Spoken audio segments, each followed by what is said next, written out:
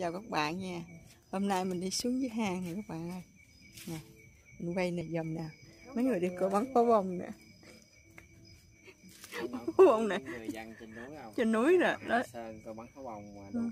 Ngồi vậy nè. Thấy không? Dầm nè. Hay không? Hay nè. Thấy khổ không? Vừa coi vừa đập mũi thấy tội nào. Mũi nó đập.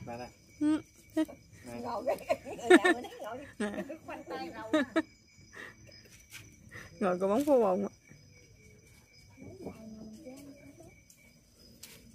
Thì có bảo vệ theo nó nè, 1, 2.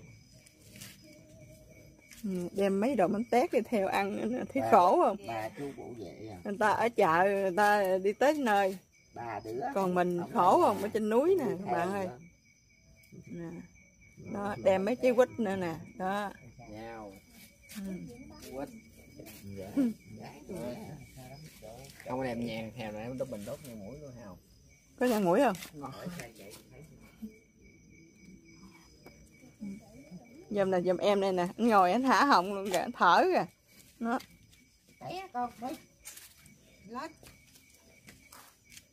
Tội nghiệp Nhung không? Nó bài kìa. Tội nghiệp em mình không? Đấy cái đó nó bài bởi mà không. Tội nghiệp Không có nghe em mình ngồi coi nè. Thấy không? Vui bắt đàn nó chó vui. Dùm Phúc nó ngồi kìa, thấy khổ không? Nó bài cái đó không có thấy nổ. Không vui hết trơn, nghèo khổ. Không có tiền đi coi bắn pháo bông. Nè dùm má mình. Khổ quá khổ mà. Khổ quá khổ. Khổ quá đi xuống điện. Người ở trên núi khổ. Đây là má 2, còn má 1 nữa. Người trên núi thì đi xuống điện coi bắn pháo bông. Thấy khổ không? Ngồi lội lên cái ứ hồn. Tội nghiệp dứt lại nhỏ này nè. Ai quen em biết gì đâu mà quay. Xe dưới chạy quá trời kìa. Đây là anh YouTuber này nha. Đó. Hai người nhau cho đẹp. Xe chạy ra đỏ nhóc luôn á. Chạy quá trời luôn, chuẩn chạy dọc luôn. Cái đèn mà sáng mình thấy đó là con đường đi ra nhà bàn đó. Đó, sạc lên cái đó mới sáng rồi đó. Đây, 2 đồ bánh tét của mình nè. Hôn ra. Hôn ra. Tao. Hôn chung luôn hả? Không. Bằng đêm mà đi có hai mấy em đi bảo vệ nữa mới ghê chứ. Mấy em mình đi theo. Nè. Mấy anh chị. Không ăn đâu. Ăn Nguyễn Cúc đi. Để con quẩy xuống đây cực khổ lắm á. Giờ gà dòng em con gà thấy không? Anh ngồi đó không? Tội không? Hồi nãy đi xuống mà không có đem nhang. Đem nhang xuống đất nhang. Hết rồi. Vậy là hết rồi đó.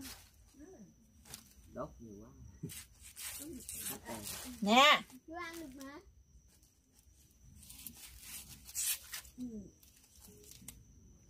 Đấy nè, mấy anh.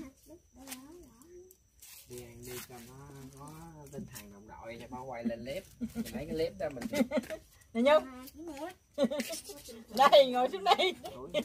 Nè, mình bắt đèn lên nè, mình ăn cho nó giống như Ăn rừng núi đó bạn ơi. Ăn rừng núi mày. Nè. Rừng núi mày. Bánh tét nè. Đây mời các bạn bánh tét nha. Đây bánh tét chai các bạn ơi. Đưa cho bà 5 khúc bà Nhung. Phúc. Sao vậy bà khỏi lên lại. mình cho ánh sáng lên nè. 21 giờ 20. Cho ánh sáng tối đa lên nè. Ăn đi. Thì ăn đi. Đó cục đít đó, cục đầu đó. Ăn đi lẹ đi cho vậy là tắt luôn. Bây giờ mày làm sao vậy trời? Quên mời cái chị vậy chị Thần ở đây ăn bánh nè. Mình lỡ ăn luôn rồi. Lỡ quất luôn.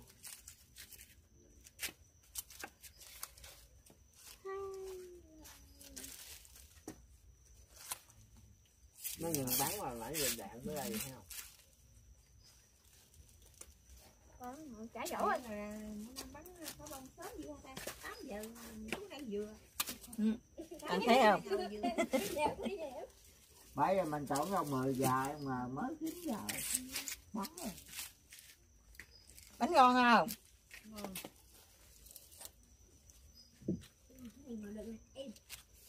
Ngon không? Gói đậu nhiều hết cô Năm. Bánh tét á. Cho mấy em ăn không? Mấy em ăn không? Đi ra, ra chỗ khác. Đây. Bánh này mà mình ăn quá đâu, chiên ngon. Nè nè. Các bạn dần nè. Đó, ăn bánh tét.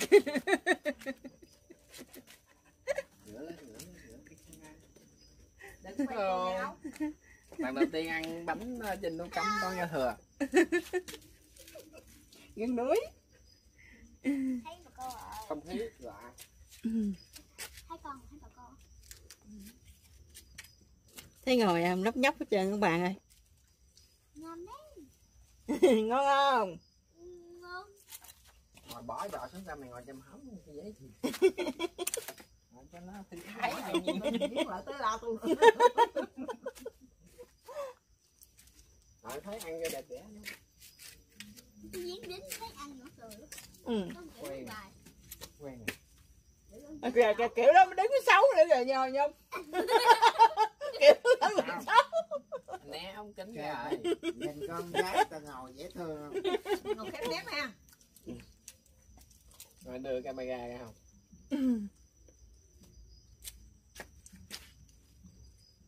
Ăn bánh tét còn nhóc hết trơn. Rồi. Mấy này em phải ăn nước rang ha. Con nhìn qua một đó. Với nước rang. Lấy ảnh.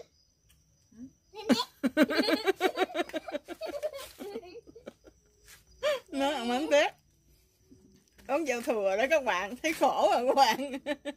Bị dân chỗ nó không ngồi được. Đúng không? Nè. Biết lắm nè.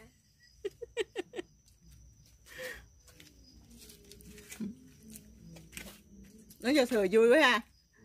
Rồi hết bóng rồi. Dạ, dạ.